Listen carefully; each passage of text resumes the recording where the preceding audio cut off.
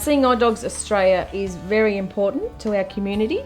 They're a division of Vision Australia, and there used to be a whole lot of different organisations, and they amalgamated to Vision Australia. They provide the training of the puppies.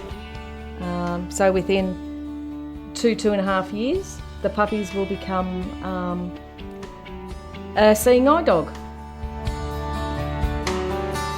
Seeing eye dog is a companion to a client who is visually impaired or blind, and they are their eyes. They get them back out into the community.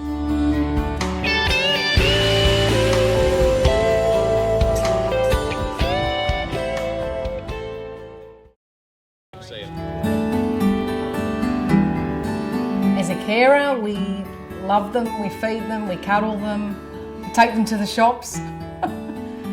We just do everything with them basically, and just basic obedience.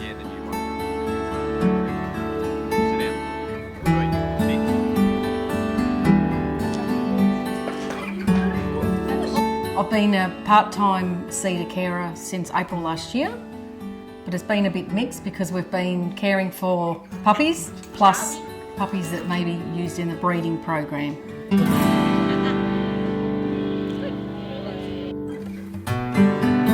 I literally just kiss and hug them and feed them.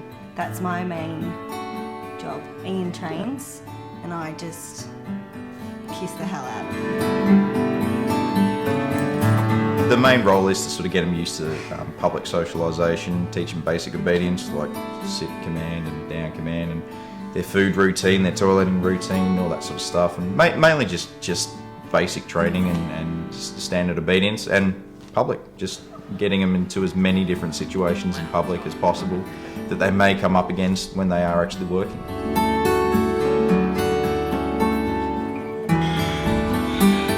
I started working for Seeing Eye Dogs about 5 years ago, and I started working in the kennel department.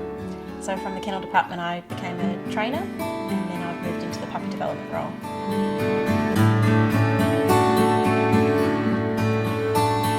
I love being a puppy carer because I get to start with a blank slate myself and build up a puppy to hopefully what I'm training everyone else's puppy to be like.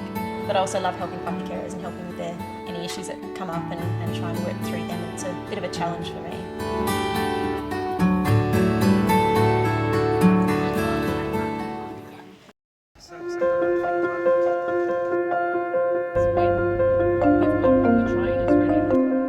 The pups go through a really important critical socialisation phase when they're little, and that's a really important time to get them out and about and socialise them in new environments.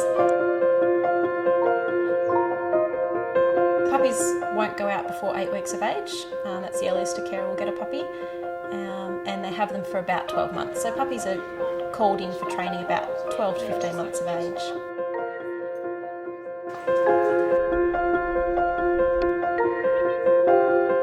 If a full-time carer has to go overseas or goes into hospital, they then call on the part-time carers to sort of fill in the gap.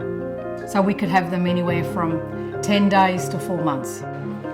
There's a lot of things that we have to follow. Sometimes it's hard not to follow them all because people want to touch them all the time when you're out with them.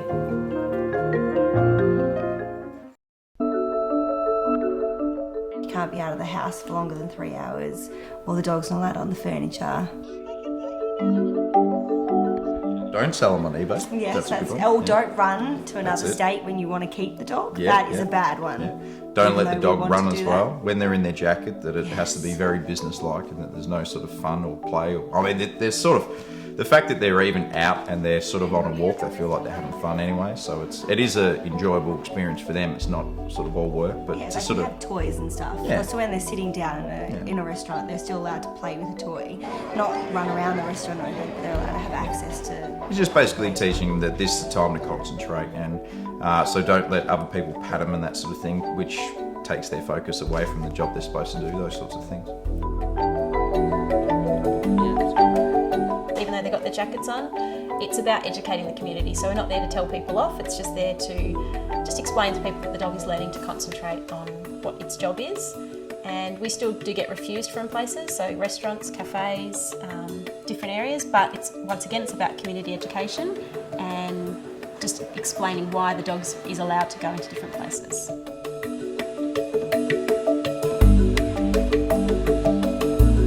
Within the big shopping centres, we were asked once to leave the shopping centre because management don't allow dogs in the shopping centre.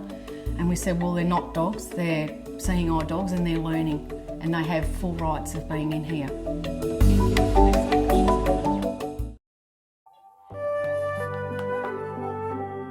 I've had a few special dogs. They're all special, but some really get to you a lot. The open days are good because it's a good way to meet the community and get them in and get them more aware of what you're doing. As for memorable moments, I think I love to get to know my carers. So, you know, you form relationships with them, you become good friends, and you work through challenges together. So that's probably the big thing, is having that.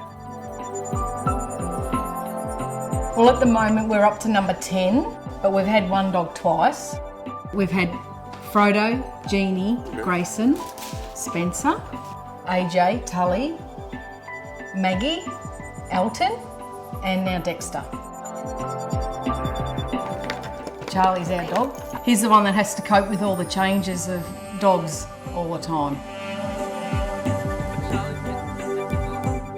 First dog we had was a black lab named Maverick, and then we had another black lab named Lana. Then after that we had our first full-time one, which was Jeannie. Then after that we had Wesley.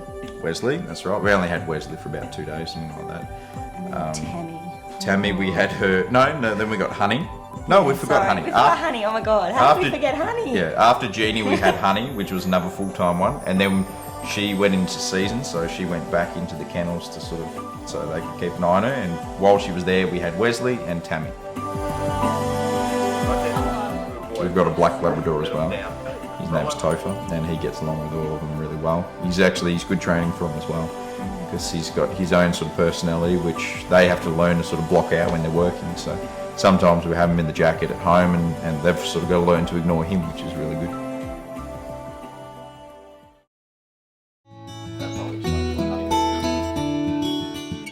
I'm working towards the end result, so we're providing a service dog for people with needs, vision impairment or blindness, and it's giving to the community. Seeing eye dogs is sort of also something that's really close to our hearts, is that we both really love dogs and animals, and I also sort of support Lost Dogs Home, but so we sort of, the best way we can give back is by just to help raise these dogs and train them, and know what they're going to go on for. And I wanted another dog, Yeah. and you wouldn't let me have another one, so That's it. it was a compromise.